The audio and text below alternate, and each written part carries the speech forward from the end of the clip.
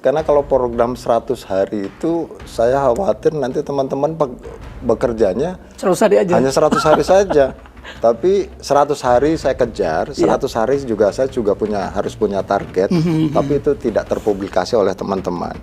Jadi makanya bahasa saya waktu itu untuk saya tidak ada program 100 hari, padahal ada sebenarnya. Ya. Cuma saya tidak sampaikan.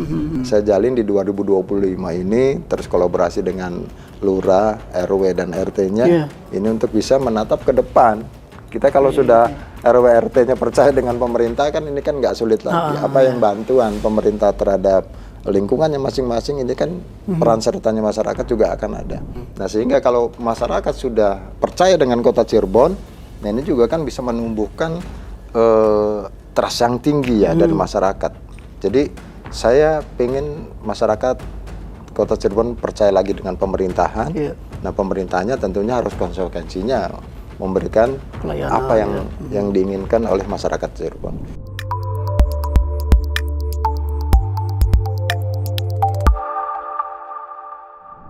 Assalamualaikum warahmatullahi wabarakatuh. Waalaikumsalam warahmatullahi wabarakatuh. Tribuners, berjumpa kembali dengan saya Mahmud Barok, Content Manager tribuncirebon.com. Saat ini saya sedang berada di sebuah ruangan yang sangat nyaman dan akan mewawancari secara langsung Bapak Wali Kota Cirebon, Bapak Effendi Edo, SAP MSI, dalam kesempatan wawancara eksklusif. Seperti kita ketahui bahwa seluruh kepala daerah di Indonesia sebagian besar dilantik pada 20 Februari 2025.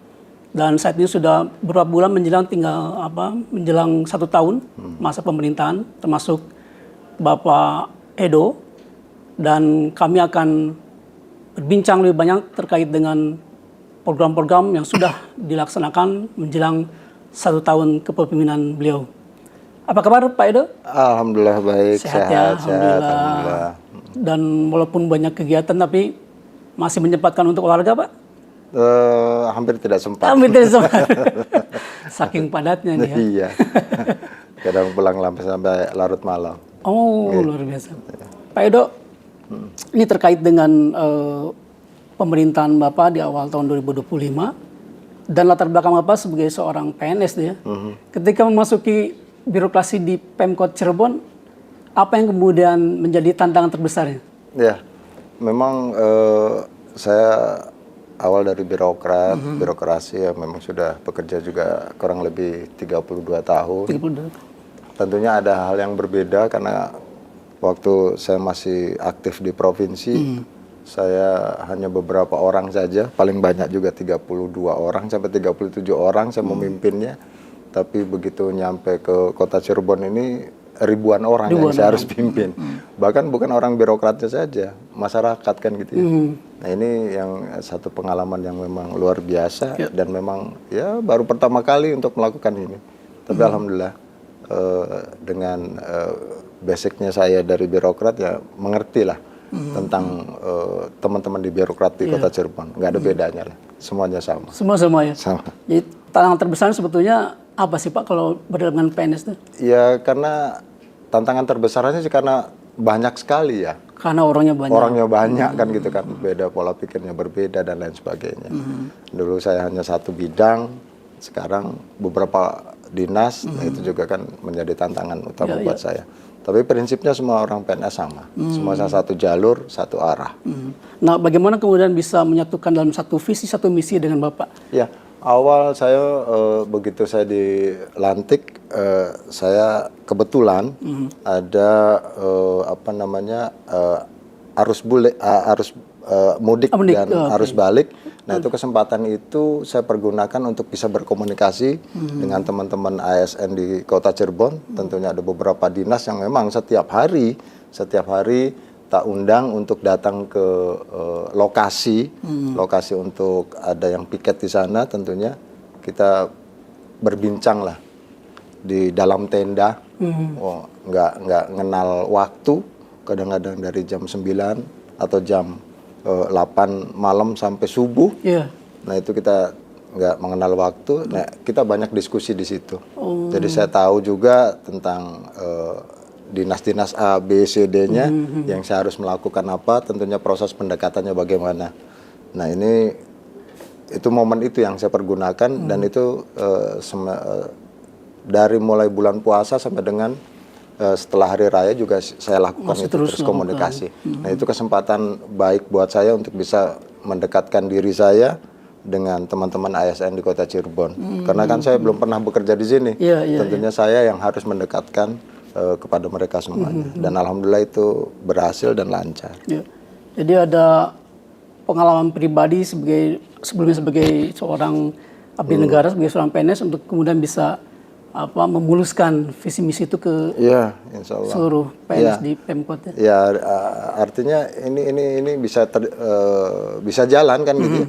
Bisa jalan dengan baik. Ya tentunya memang waktu saya di provinsi juga kan bekerja tidak pada saat jam kerja jam 5, jam 4 saya pulang. Tapi saya bekerja juga di provinsi waktu itu jam 10, jam 11 malam, bahkan sampai jam 12 malam saya baru pulang. Nah itu dengan penyesuaian itu di Kota Cirebon tidak terlalu susah buat saya. Karena saya sudah biasa bekerja sampai larut malam. Nah ini yang nggak biasa mungkin anak buahnya nih Pak. Ya, ada beberapa sih anak buah saya juga, dinas-dinas juga yang sampai larut malam ada. Ya tentunya ada beberapa dinas yang juga tidak sampai larut malam. Kadang-kadang ya lucu juga. Ada juga yang sudah saya ngajak ngobrol, saya pura-pura kan, udah selesai yuk kita pulang. Tapi saya nggak juga pulang, ada juga yang sudah ngantuk-ngantuk.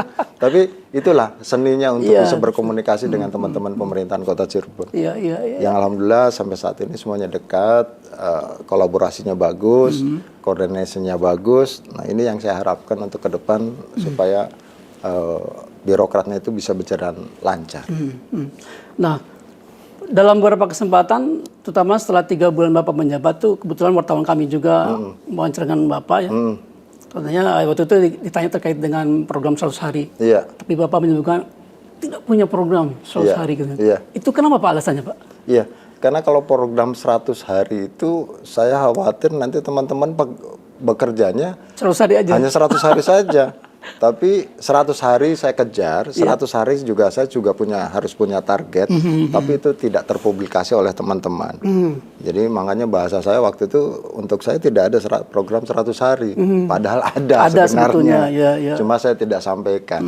Saya khawatir nanti ya hanya program 100 takut hari ditagih, setelah Pak. itu kan gitu kan. Nah itu satu, takut juga ditagih karena saya juga kan baru. Kan saya belum pernah bekerja di pemerintahan Kota Cirebon sehingga saya mensiasati itu, tapi sebetulnya sih ada. Tapi saya tidak diutarakan yang sehingga saya katakan waktu itu bahwa tidak ada program 100 hari. Saya pengen terus-menerus programnya itu bekerja. Yang alhamdulillah sampai saat ini jalan. Terus berjalan. Waktu itu apa sih Pak jadi prioritas di awal-awal Bapak itu?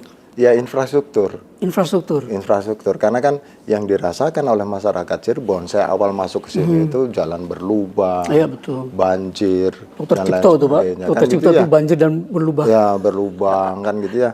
Nah, itu kan dirasakan tidak nyaman oleh pengguna jalan.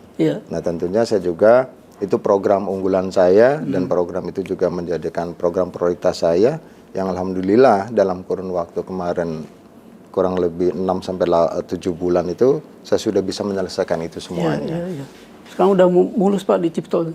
Ya hampir semuanya. Jadi secara bertahap lah. Secara bertahap saya lakukan itu. Saya ingin masyarakat Kota Cirebon khususnya pengguna jalan itu nyaman. Nah tentang banjir ya khususnya ya kita juga kan nggak pengen ada banjir. Lebih baik mengantisipasi banjir itu daripada banjir itu datang. Karena kerugian materialnya akan lebih besar daripada kita menanggulangi banjir di awal. Sebetulnya apa sih Pak yang menyebabkan banjir bisa terjadi di pusat kota itu? Ya ada beberapa hal yang memang kan kita ada beberapa sungai besar di Kota Cirebon ini. Dan itu sudah belasan tahun tidak pernah dikeruk, tidak pernah direvitalisasi sungai-sungai itu. Nah, saya bekerja sama dengan BBWS. Saya hadir ke sana ke BBWS, saya memohon untuk bisa sungai-sungai yang ada di Kota Cirebon ini gimana caranya untuk bisa keruk semuanya. Dan alhamdulillah kerjasama itu berjalan dengan baik. Yang sampai hari ini ya walaupun intensitas hujannya belum ini, tapi ada beberapa hari kemarin itu ada hujan lebat luar biasa. Tapi yang biasanya tergenang air, biasanya banjir, yang alhamdulillah saat ini nggak ada lagi banjir. Paling setengah jam sudah surut kembali, sudah kering semua. Itu Bapak PS-nya langsung pemantauan atau gimana, Pak? Saya pemantauan langsung. Saya bukan pemantauan secara langsung ke lapangan, tapi juga saya pantau melalui grup WA. Setiap hujan, udah mendung, saya sudah antisipasi semua dinas-dinas yang ada kaitannya dengan penanggulangan banjir dan lain sebagainya, kita harus standby semuanya. Dan harus bisa melihat semuanya. Visi Bapak kan terangkum di dalam Cirebon Setara Berkelanjutan, Pak ya. Ada sejahtera, Anda tertata, kemudian religius juga aman dan berkelanjutan.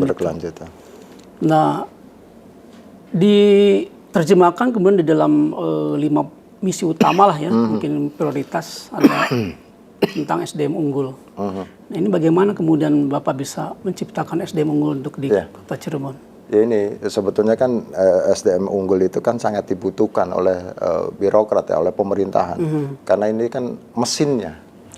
Mesin daripada roda pemerintahan di kota manapun kan gitu ya. Sampai proses pembangunan dan lain sebagainya. Ini saya sudah melakukan tahapan-tahapan yang memang ini juga sudah terumuskan memang jauh-jauh hari tapi sempat terhenti. Nah, sekarang juga kita jalankan lagi. Dijalankan lagi untuk bagaimana kita memilih SDM yang memang unggul, yang memang berintegritas, tentunya dengan pola-pola dan sistem yang tentunya saya harus berkomunikasi terus dengan BKN kan. Nah, BKN memberikan arahan-arahan, ya kita jalankan itu saja. Jalankan sesuai dengan arahan BKN, Badan Kepegawaian Nasional itu, ya alhamdulillah sekarang kita sudah mulai jalankan itu. Ya artinya dari 100% mungkin kan nggak ada yang benar ya pemilihan dari sumber daya manusianya, tapi mendekati mungkin sampai 90 atau 95% sudah mendekati dengan itu. Jadi saya terus gali, saya terus pupuk itu supaya kita mendapatkan sumber-sumber daya manusia yang kuat dan handal. Lalu dengan SDM masyarakat gimana, Pak? SDM masyarakat ya ini. Dengan kitanya peran aktif apa yang diinginkan oleh masyarakat Kota Cirebon, tentunya yang tadi infrastruktur, jalan berlubang dan lain sebagainya, itu maka sudah terpenuhi saja. Berarti kan masyarakat sudah mulai lagi kepercayaannya terhadap pemerintah Kota Cirebon, kan gitu ya. Nah sehingga kalau masyarakat sudah percaya dengan Kota Cirebon, nah ini juga kan bisa menumbuhkan trust yang tinggi ya dari masyarakat. Jadi saya pengen masyarakat Kota Cirebon percaya lagi dengan pemerintahan. Nah pemerintahannya tentunya harus konsekuensinya memberikan pelayanan, apa yang diinginkan oleh masyarakat Cirebon. Ini terbukti dengan tadi saya masuk di grup, misalnya saya kasih contoh di kelurahan lah. Saya di kelurahan itu saya ada grupnya. Di setiap kelurahan Bapak masuk juga? Di semuanya ada grupnya. Jadi saya memantau dengan itu. Nah, gimana saya melihat bahwa masyarakat bisa percaya lagi dengan pemerintahan? Nah, tentunya setiap Sabtu dan Minggu saya pantau. Saya pantau lurah-lurahnya untuk bisa bekerja bakti di lingkungannya masing-masing. Tentang kebersihan, tentang sampah, tentang drainase, bahkan tentang infrastruktur jalan. Jadi jika ada yang infrastruktur jalan yang belum bagus, ya kita ada anggaran kita lakukan. Nah, dengan adanya pola seperti itu, ya alhamdulillah, ini setiap lingkungan, setiap hari Sabtu dan Minggu, ini kerjasama pemerintah dengan masyarakatnya luar biasa. Jadi dengan dikomandoi oleh lurah dan camatnya, itu setiap Sabtu Minggu mereka kerja bakti. Jadi saya juga terima kasih untuk warga Kota Cirebon yang sama-sama menjaga kebersihan lingkungannya untuk tidak banjir juga. Ya salah satunya Cirebon sekarang nggak banjir karena masyarakat juga. Peran masyarakat juga di situ luar biasa. Mereka mau sekarang bergotong royong untuk membersihkan lingkungannya masing-masing. Jadi luar biasa. Ya, ya.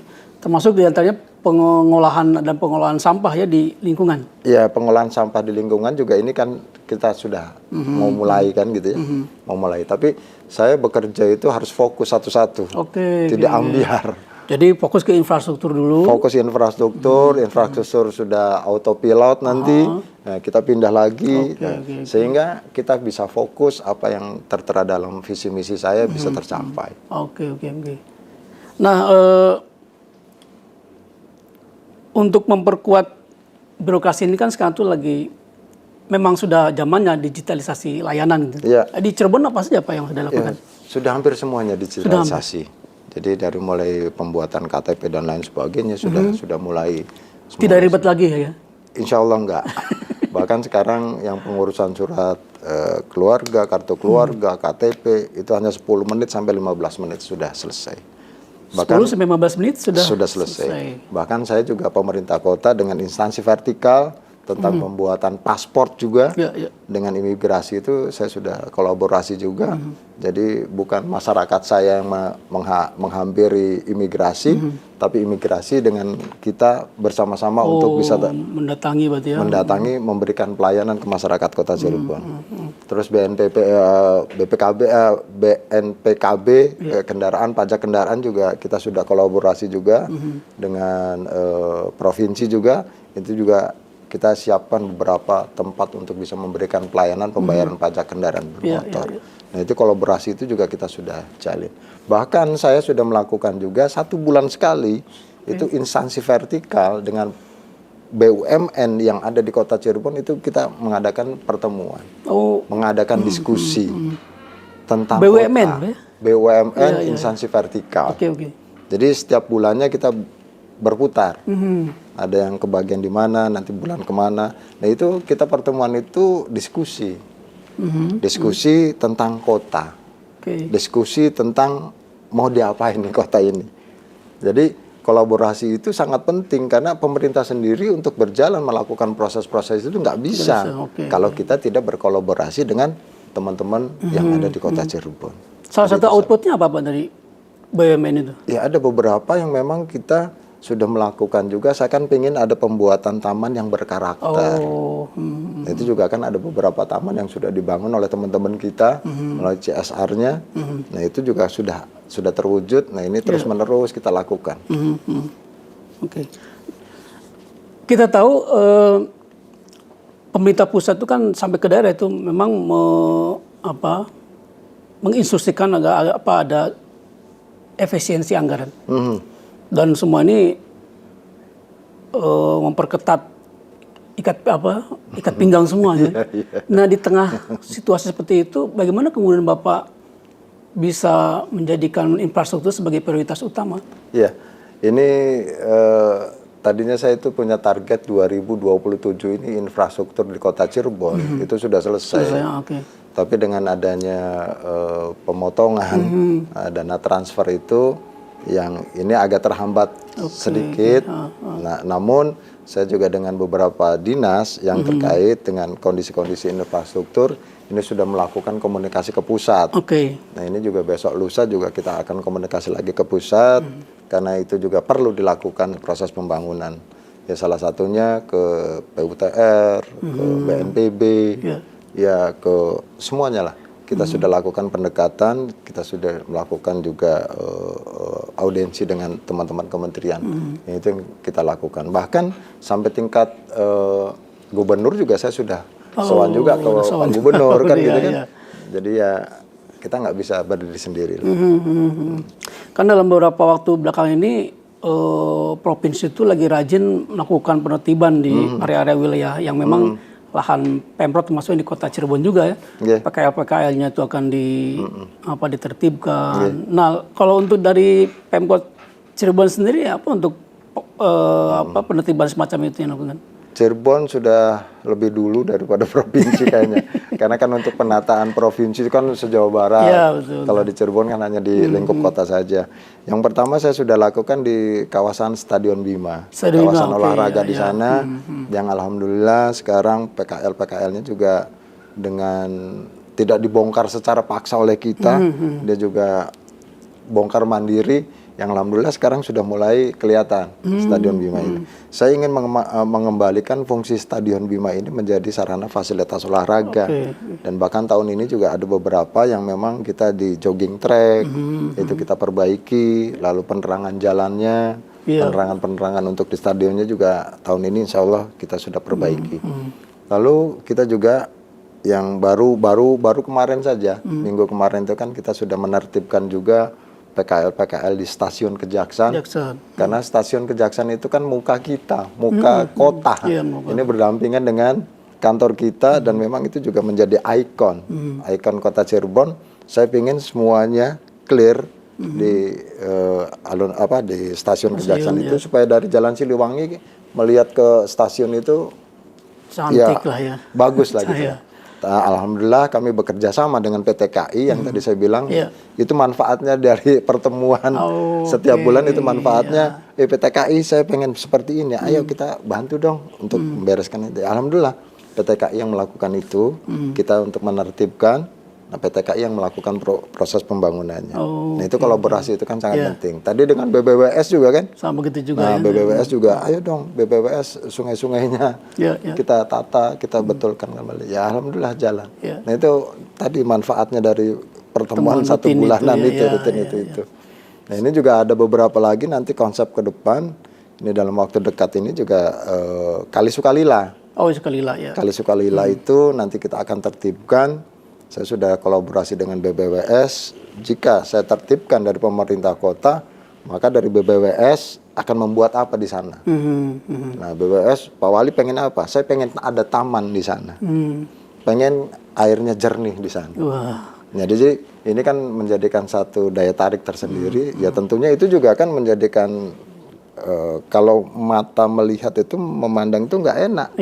Karena di tengah kota kan itu. Tapi mudah-mudahan insya Allah saya mohon pengertiannya kepada pedagang-pedagang di bantaran Kali Sukalila ini dengan sendirinya. Ayo kita turut membersihkan, kita turut juga untuk bisa menjadi kota Cirebon lebih cantik. Tentunya tidak ada paksaan mungkin, tapi dengan hati nurani. Jadi tidak ada keributan nantinya. Nah itu pendekatannya seperti apa sih Pak untuk sekarang sudah mulai dilakukan pendekatan. Dengan ada dinas terkaitnya yang sudah melakukan itu, yang mudah-mudahan teman-teman di bantaran Kali Sukalila ini punya kesadaran yang tinggi, punya kesadaran tinggi, karena saya ingin kota Cirebon lebih indah, lebih cantik, enak dipandang mata. Ya. Tidak semrawut ya. Nah itu kan biasanya udah banyak yang puluhan tahun tuh Pak yang di situ itu kan mangkal di situ. Itu ada nggak sih semacam apa gitu kompensasinya? Ya kompensasinya saya akan menyediakan tempat di pasar pagi. Pasar pagi. Ya, menyediakan tempat di pasar pagi. Nanti 1 tahun pertama saya berikan free untuk tidak menyewa di pasar pagi. Silahkan menggunakan itu, tempatnya kita siapkan. Ya win-win solution Pak ya. Untuk mereka. Lalu bagaimana kemudian Bapak bisa mendorong nih untuk berkembangnya UMKM, lalu kemudian juga pariwisata, karena kita tahu bahwa Cirebon ini sebagai salah satu kota tujuan wisata ya, dengan tempat-tempat religinya, tempat-tempat bersejarahnya. Bagaimana Bapak bisa mendorong kemudian untuk bisa meningkatkan performa lah di UMKM dan pariwisata? Ini lagi kita coba terus diskusikan, terus kita ramu, karena di Cirebon nanti ke depan insya Allah kalau ini programnya jalan, tentunya ada bantuan-bantuan dari pusat juga jalan. Ini juga ada beberapa nanti yang kita konsepkan sebagai, kalau di Semarang kota tua, kalau di sini kota lama. Kota lama itu ada kawasan, ada pecinan itu nanti ada tiap malam nanti berjualan UMKM di sana. Terus ada Panjunan, bahkan yang kemarin baru tadi malam kita resmikan dengan Pak Menteri Fadli John, Menteri Kebudayaan itu kita kembangkan di pelabuhan. Nah itu juga nanti setiap hari Minggu mudah-mudahan itu terus ada bergulir kegiatan-kegiatan yang ada di Kota Cirebon itu kan menumbuhkan UMKM lagi. Nah ini juga nanti ke depan menjelang Ramadan juga kita juga kan ada pasar murah yang di pelabuhan itu. Dan ini juga sudah berkembang juga di Pekalipan ya. Nah, Pekalipan juga kan sudah mulai berkembang. Ya, kita tinggal ini. Bahkan di jalan ini juga kan kita sudah berkembang juga tuh. Muhammad Toha kan, ini juga UMKM yang berkembang. Insya Allah kalau Cirebon ada kegiatan banyak, tentunya spot-spot titiknya juga banyak, ini juga bisa menumbuhkan UMKM. Nah dalam waktu dekat ini mungkin minggu besok nanti saya juga akan audiensi dengan Pak Menteri UMKM di Jakarta.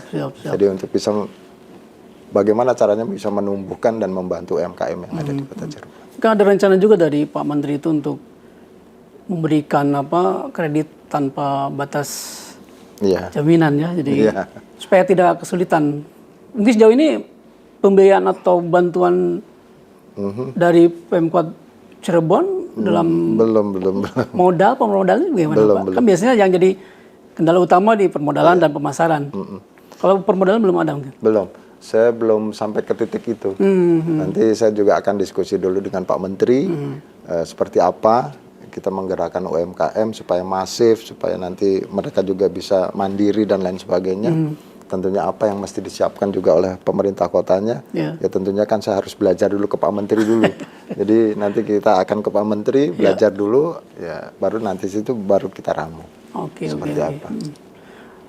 Kota Cirebon juga dikenal sebagai kota jasa. Nah tentu ini berkaitan dengan dunia usaha juga nih Pak. Nah, bagaimana kemudian Bapak sebagai kepala daerah ini bisa menarik para investor untuk menciptakan iklim investasi yang bagus bagi mereka? Ya, sebenarnya kan Kota Cirebon itu diuntungkan dalam kondisi memang perkotaan yang memang semuanya ada di kota. Cuma saya juga masih terus mempelajari apa sih yang harus kita ini kan. Saya sih berharap dari kabupaten kota, pembuat hasil kerajinan dan pembuat produksi apapun, itu nanti itu bisa dijualnya di Kota Cirebon lah nanti yang akan menjual. Nah ini juga ada beberapa yang memang saya juga sudah bicarakan dengan beberapa bupati di hinterland Kota Cirebon ini. Ya mudah-mudahan itu juga bisa kolaborasinya lebih baik. Karena kita kan semuanya ada di sini kan gitu ya. Nah ini kan ya baru tahapan-tahapan untuk membicarakan kolaborasi itu dengan bupati hinterland di wilayah kota, wilayah 3. Kan kita tahu ini maaf nih Pak. Bu Wakil Wali Kota kan latar belakang sebagai pengusaha. Ini harusnya kan bisa mempercepat gitu loh proses kolaborasi itu. Ya ini juga kan nama Bu Wakil juga kan lagi mengupayakan itu kan. Ya semuanya dari beberapa sisi. Ya dari beberapa sisi yang memang kita juga harus tempuh kan gitu ya. Nggak bisa saya sebagai wali kota jalan sendiri, tentunya wakilnya pun harus jalan. Dan Bu Wakil juga sekarang sudah mulai jalan, sudah mengkondisikan beberapa yang memang kita bisa menarik daripada jasa itu di Kota Cirebon. Kita beralih ke bidang kesehatan, Pak. Masalah stunting itu masih tetap menjadi hal yang menghantui lah setiap kota kabupaten karena betul harus diawasi gitu kan, jangan sampai kemudian muncul ada anak yang kekurangan gizi ya seperti itu, dan sekarang memang dibantu oleh pemerintah pusat dengan adanya MBG Pak. Tapi pasti Pemkot Cirebon pun juga memiliki program-program untuk pengentasan stunting dalam rangka menaikkan tingkat kesehatan masyarakat. Ya memang ini juga program ini kan adanya di kita dengan dibantu oleh PKK, tentunya ini kan ada Bunda PAUD dan stunting itu. Ini juga kan sudah mulai bergerak, bahkan ada dari teman-teman yang penyumbang rutin, penyumbang tetap itu kan kita juga kolaborasi juga. Namun ada beberapa yang memang harus ada pemahaman, harus kita turun ke lapangan untuk memberikan pemahaman jika dibantu anaknya untuk stunting, misalnya sebuah telur lah. Telur misalnya 1 minggu dibutuhkan misalnya 10 kilo untuk anak tersebut. Tapi ya 10 kilo itu jangan dipakai untuk orang tuanya. Dibikin nasi goreng, dibikin indomie, rebus pakai telur kan gitu. Jadi khusus untuk anak yang bersangkutan. Nah ini juga pemahaman ini juga masih ada beberapa yang memang melakukan itu. Bahkan ada juga, mohon maaf, ya ini para orang tua yang mempunyai anak stunting, jangan sampai nanti memberikan bantuan pemerintah terhadap bapak atau ibu ini nanti ditukarkan dengan rokok. Nah ini juga masih ada yang melakukan itu. Masih muncul Pak. Masih muncul. Saya berharap tidak ada lagi yang melakukan itu. Karena anak-anak adalah generasi emas kita, generasi selanjutnya kita. Kita sayang terhadap anak. Bantuan pemerintah yang diberikan, bantuan pemerintah terhadap putranya Bapak Ibu semuanya untuk warga Kota Cirebon yang memiliki anak stunting, ya dipergunakan sebaik-baiknya. Tidak ditukar rokok ataupun ditukar yang lainnya. Ini masih ada terjadi seperti itu. Lagi-lagi ini program nasional juga untuk menciptakan wilayah Didaya itu sebagai kota sehat gitu. Nah ini upaya dari Bapak untuk kemudian mendorong untuk menciptakan kota Cirebon sebagai kota sehat itu apa aja Pak? Ya itu, dari tadi. Dari sisi kebersihan lingkungannya. Oke, kebersihan lingkungan. Kebersihan lingkungan itu kan sangat krusial. Ya, krusial. Nah ini kan Sabtu Minggu sudah dilakukan oleh masyarakat dan pemerintah Kota Cirebon. Ya tentunya itu nanti berlanjut kepada kesehatan selanjutnya. Di samping itu juga kan dari Dinas Kesehatan juga akan terus mengupayakan. Mengupayakan turun ke lapangan, bahkan di puskesmas itu juga kan sudah melakukan. Insya Allah lah mudah-mudahan. Bisa terwujud ya Kota Cirebon sebagai kota sehat. Baik Pak Wali, selama hampir ya 10 bulan kan ya, hampir 10 bulan memimpin, lalu kemudian Bapak banyak berinteraksi dengan masyarakat, baik itu mungkin di grup-grup WA kelurahan atau kemudian turun langsung ke lapangan. Apa sih sebenarnya keluhan yang paling sering disampaikan oleh masyarakat? Ya keluhannya infrastruktur saat ini ya. Tapi saya nggak tahu nanti bulan depan kalau infrastruktur sudah bagus ya mungkin ada yang lainnya. Tapi yang dikeluhkan adalah infrastruktur, lalu rumah tidak layak huni. Oke, Rutilahu ya. Rutilahu ya kita juga terus kita lagi jalankan program itu, bahkan di 7 bulan pertama itu sampai 8 bulan pertama itu saya sudah mengerjakan infrastruktur. Dari mulai sungai, ya kan, sungai, lalu perbaikan jalan-jalan utama, itu ada 38 jalan utama yang sudah selesai hampir 95%-an. Di akhir tahun ini insya Allah selesai. Lalu ada 238 jalan lingkungan yang sudah diselesaikan. Nah ini secara bertahap kita menyelesaikan Rutilahu. Bahkan kita juga Rutilahu kemarin kita ada bantuan, alhamdulillah Kota Cirebon nih dengan adanya Menteri PKP kemarin, Pak Marwan Sirait juga membantu juga, membantu secara pribadi yang terkumpul sekitar 600 jutaan. Nanti itu juga kita akan aplikasikan pada rumah-rumah yang tidak layak huni ataupun yang rumah yang runtuh karena hujan. Nah, itu juga kita sedang data, insya Allah dalam waktu dekat ini kita juga akan jalankan itu. Artinya sebetulnya kolaborasi dengan pusat juga sangat penting ya? Ya saya upaya apapun lah yang demi masyarakat Kota Cirebon saya akan upayakan. Lobby-lobbynya gimana Pak? Iya berbeda-beda ya, berbeda-beda. Tapi saya akan upayakan. Sebetulnya saya capek pikiran, capek tenaga, capek waktu dan lain sebagainya. Tapi demi masyarakat Kota Cirebon saya lakukan semuanya. Saya lakukan semuanya, bahkan hampir setiap malam itu saya bekerja sampai jam 11 malam, jam 12 malam.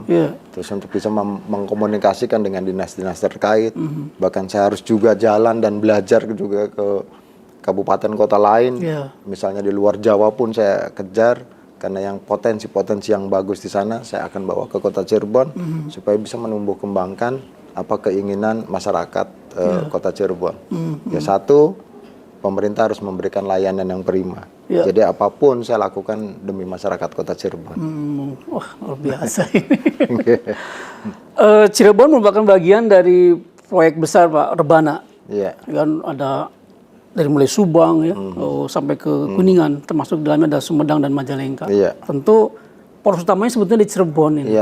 Sebagai kota bandar lah gitu ya, bandar pelabuhan di tepi pantai dan memiliki sejarah panjang begitu. Nah ini bagaimana Bapak kemudian mengkolaborasikan antara program-program di Cirebon dengan kaitannya dengan Rebana ini? Ya tentunya kita harus bersiap diri. Bersiap diri karena kan kita jadi apa namanya pusatnya kan di kita. Nah kalau kita dalam kondisi situasi kotanya masih seperti ini, kesadaran masyarakatnya masih seperti ini, nah ini kan kita bangkitkan dulu, kita bangunkan dulu. Saya juga belum banyak bicara tentang rebana karena saya ingin menyiapkan kotanya dulu. Di dalam dulu kita siapkan. Di dalam dulu kita siapkan, setelah itu kita siap apapun yang kita mau terima nanti ke depan, insya Allah kota Cirebon siap kan gitu. Tapi kalau belum siap semuanya, belum siap infrastrukturnya, belum siap daripada sumber daya manusianya, apa segala macam kan kita nggak bisa. Jadi nanti mengecewakan.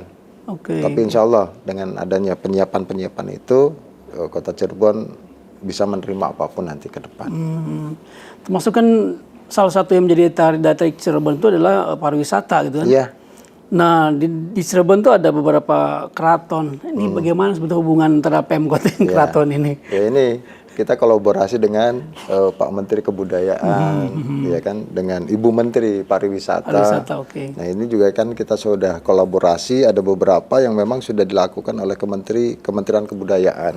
Salah satunya adalah kemarin baru diresmikan untuk rehabilitasi ya, rehab daripada museum yang ada di Keraton Kanoman. Nah ini juga saya sudah bicara banyak dengan Pak Menteri tentang bagaimana ke depan tentang Keraton Kanoman. Ya tentunya kita juga kan harus nanti diskusi juga dengan teman-teman di Keraton Kanoman tentang programnya Pak Menteri, programnya juga pemerintah kota. Nah ini kan potensi kota kecil mempunyai 4 keraton. Nah ini juga kan harus potensinya kan harus digali terus. Makanya saya dengan Kementerian Kebudayaan, Kementerian Pariwisata, tentunya saya harus terus kolaborasi. Karena itulah ujung tombaknya kan dari sana juga. Di samping juga saya meminta juga ke Pak Gubernur untuk bisa berkolaborasi antara pemerintah provinsi dengan pemerintah Kota Cirebon untuk bagaimana mengembangkan seni budaya di Kota Cirebon. Nah, salah satunya yang saya sudah upayakan adalah Museum Topeng yang ada di depan di kantor kita di Balai Kota. Itu kan tadinya hanya 150-an, 130 jenis topeng. Tapi saya upayakan itu sekarang sudah hampir 600 lebih ya. 600 lebih koleksi topeng yang ada di Museum Cirebon. Nah ini juga monggo anak-anak kita SD, SMP yang mau melihat berkunjung ke Museum Topeng ya ini terbuka dan tidak ada bayaran. Oh gratis Pak ya? Gratis. Tapi sebetulnya bagaimana sih hubungan antara pemerintahan kota gitu dengan pihak keraton ini? Ya hubungannya kalau buat saya saat ini ya, tidak ada masalah, tidak ada masalah. Cuma nanti komunikasinya saja harus terus intens. Tapi nanti setelah ini, setelah satu-satu ini, baru nanti saya intens ke sana, saya fokus ke sana. Tapi sekarang sudah mulai jalan, untuk bagaimana caranya keraton yang 4 keraton ini dikemas dengan baik sehingga menjadikan wisata baru di Kota Cirebon. Kan sebetulnya pendapatan dari wisata terutama di keraton itu kan ya tinggi lah Pak ya karena itu jadi tujuan utama di Cirebon. Tapi pemasukan atau bagi hasil ke Pemkotnya itu kadang-kadang ya tidak begitu yang seperti yang diharapkan. Untuk saat ini di pemerintahan saya tidak memikirkan itu juga, tidak memikirkan itu dulu. Yang penting bagaimana keraton ini bisa menjual daripada Kota Cirebon. Jadi kalau maunya kita memberikan retribusi dulu, ternyata kita juga tidak bisa menjualkan keraton itu untuk bisa menjadikan daya tarik wisatawan lokal ataupun internasional itu, jadi ya nggak juga bermanfaat untuk kita. Nah saya ingin kembangkan dulu supaya keraton ini juga ada bisa gitu loh, bisa menjual untuk Kota Cirebonnya. Bahwa di Cirebon ada 4 keraton, yang ini begini, ini begini, ini begini. Nah itu dulu yang kita kemas dulu. Ya kan kalau dulu kita kenal ada festival keraton. Apakah mungkin dilaksanakan juga di Sangat mungkin, sangat mungkin. Yaitu dari penataannya dulu. Penataan dulu. Kita penataannya dulu yang baik, penataannya dulu sebagaimana yang keraton-keraton kan dulu kan setiap keraton ada apa namanya tuh ada alun-alunnya. Ya, ada alun-alunnya. Nah, kita tata dulu itunya dengan konsep-konsep tertentu, lalu kita komunikasikan juga dengan pihak keratonnya, kita kolaborasi dengan pihak keratonnya sehingga nanti kolaborasinya enak. Iya, iya, iya. Nah, itu termasuk yang dulu. penataan di Pasar Kanoman mungkin, Pak ya? Oke. Jadi Pak Menteri juga kemarin mengkritisi juga. Jadi ada keraton tapi di balik pasar. Iya. Nah ini gimana Pak Wali, ini PR kita. Iya, PR kita untuk sama-sama memikirkan itu. Ya tentunya saya harus berkomunikasi lebih intens dengan keraton nanti.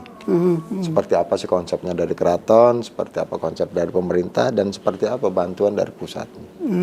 Oke. Jadi sebetulnya sumbernya itu banyak ya. Banyak. Asal kita mau ngejar aja kayak ini. Iya, bahkan dengan Pak Provinsi juga Pak Gubernur juga kelihatannya sangat mendukung. Sangat mendukung ya. Oke. Jika itu sudah bisa dibenahi. Jadi ada kolaborasinya, ada 4 berarti.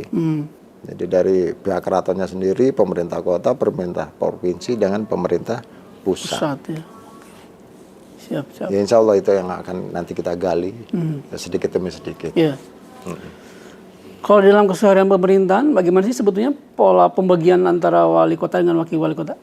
Ya sebetulnya kan pembagian secara tertulisnya kan sesuai dengan undang-undang. Cuma kan kita juga apa yang bisa kita bagi dalam kurun waktu dekat ini kan. Tapi kan tidak serta-merta seperti itu. Tentunya kita kan harus semuanya tertata dulu.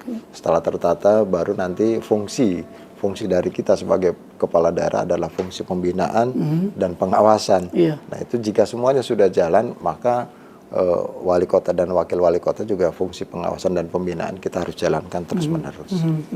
Oke. 2025 tinggal satu bulan lagi lah selesai gitu kan. Berarti ya Bapak sudah harus memikirkan langkah-langkah untuk tahun kedua ya. Apa yang udah menjadi prioritas utama di tahun kedua ini? Ya tentunya masih tetap di infrastruktur walaupun dengan anggaran seadanya. Tapi kita juga nanti kolaborasi antara pemerintah pusat, provinsi dan kotanya itu juga menjadi bagian penting sebetulnya. Karena kan tidak bisa dengan adanya pemotongan anggaran seperti ini lalu kita juga berdiri sendiri, nggak bisa. Pasti harus ada ke provinsi dan ke pusat. Dan itu juga sudah ada beberapa yang nanti dibantu oleh provinsi untuk kota Cirebon ini untuk infrastruktur. Itu sudah ada bantuan juga, nanti insya Allah Pak Gubernur sudah menyatakan untuk bisa dibantu kan gitu ya.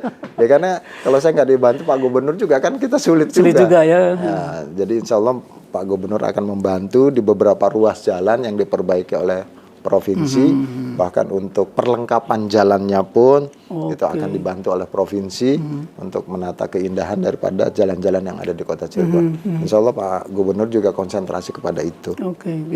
Kalau yang sekarang tuh tinggal berapa kilometer lagi yang belum beres dari jalan perbaikan jalan? Iya sebetulnya kan kalau di kita itu kan ada 196 kilometer. Jadi itu ya sebetulnya sih sudah mulai bagus sekarang ya. Hanya tersisa beberapa persennya saja. Tapi kan kalau ada bantuan dari Pak Gubernur untuk memperindah dan mempercantik lagi kota saya, ya tentunya saya terima kasih banyak. Lebih cepat lagi berarti ya? Lebih cepat. Bahkan yang di Jalan Kartini ini juga kan kita coba lagi membuat kawasan trotoarnya yang jadi bagus kan gitu ya. Dengan PJU yang tematik. Nah ini juga insya Allah mudah-mudahan tahun depan Pak Gubernur membantu jalannya. Jadi masuk ke Cirebon itu sudah bagus nanti. Selain infrastruktur, apa yang kemudian ya taruhlah janji Bapak kepada masyarakat yang bisa direalisasikan di tahun depan? Yang tahun ini kan sudah saya memberikan bantuan ke siswa. Ke siswa-siswa itu kan sudah. Berarti SD SMP Pak ya? SD SMP kan kita sudah walaupun secara bertahap. Jadi tahun ini baru hanya 150 anak saja. Tapi nanti tahun kan banyak Pak. Iya. Nah ke depan nanti kita kan disesuaikan dengan kondisi sekarang. Kondisi anggarannya kan seperti ini. Jadi yang penting kita bantu. Nanti ke depan juga insya Allah kalau tatanan keuangan pemerintahan pusat ataupun daerahnya sudah mulai normal kembali, saya ingin memberikan juga beasiswa Oke, untuk beasiswa ya. anak-anak yang memang berprestasi, orang tua yang tidak mampu, itu memberikan beasiswa untuk ke perguruan tinggi. Oke, perguruan Ya tinggi. doakan saja mudah-mudahan pemerintah pusat dan daerahnya Baik dalam hati, Pak ya. tataran keuangannya sudah mulai normal kembali. Normal lagi. Saya ingin menjalankan itu. Oke. Jadi beasiswa untuk siswa yang berprestasi dan tidak mampu. Tidak mampu. Dan kita komitmen kita jika itu sudah bisa digulirkan program itu, ya tentunya 5 tahun ke depan pemerintah kota harus bisa menyiapkan anak-anak kita yang diberikan beasiswa itu untuk bisa bekerja di kota Cirebon. Iya. Lalu bagaimana kemudian Bapak ingin melibatkan masyarakat di dalam program-program pembangunan ataupun prioritas yang akan dilakukan di tahun depan itu? Ya, tentunya ini kolaborasi yang tadi saya jalin di 2025 ini, terus kolaborasi dengan lurah, RW dan RT-nya ini untuk bisa menatap ke depan. Kita kalau sudah RW RT-nya percaya dengan pemerintah kan ini kan nggak sulit lagi. Apa yang bantuan pemerintah terhadap lingkungannya masing-masing ini kan peran sertanya masyarakat juga akan ada. Yang penting bisa menjaga dan rasa memiliki daripada apa yang dilakukan proses pembangunan pemerintah terhadap masyarakatnya. Jadi misalnya ada pembangunan jalan, ya rasa memilikinya harus kuat di situ, ya kan? Untuk bisa memeliharanya juga harus kuat, karena itu kan jalan bagian penting untuk ini. Begitupun drainase dan lain sebagainya. Iya. Dalam satu kalimat pernyataan yang bisa menggambarkan perjalanan Bapak di tahun 2025 ini, apa yang akan Bapak sampaikan? Saya terima kasih banyak kepada semua ASN di Kota Cirebon karena sudah bekerjanya luar biasa, berkolaborasi dengan saya juga sudah luar biasa. Yang kedua juga saya mengucapkan banyak terima kasih kepada masyarakat Kota Cirebon yang peduli dengan lingkungannya, peduli dengan kotanya. Ini harus kita jaga, harus kita pupuk, karena kemajuan Kota Cirebon tidak terlepas daripada peran masyarakat Kota Cirebon. Iya. Baik, terima kasih banyak Pak Edo atas perbincangan kita kali ini. Mudah-mudahan nanti kita bisa lanjut lagi berbincang. Insya Allah. Terima Demikian, kasih banyak. Tribuners, perbincangan menarik saya dengan Wali Kota Cirebon, Bapak Effendi Edo SAP MSI. Kita akan berjumpa kembali dalam program wawancara eksklusif berikutnya di waktu dan tempat yang berbeda. Assalamualaikum warahmatullahi wabarakatuh. Waalaikumsalam warahmatullahi Sampurasun. wabarakatuh. Rampes.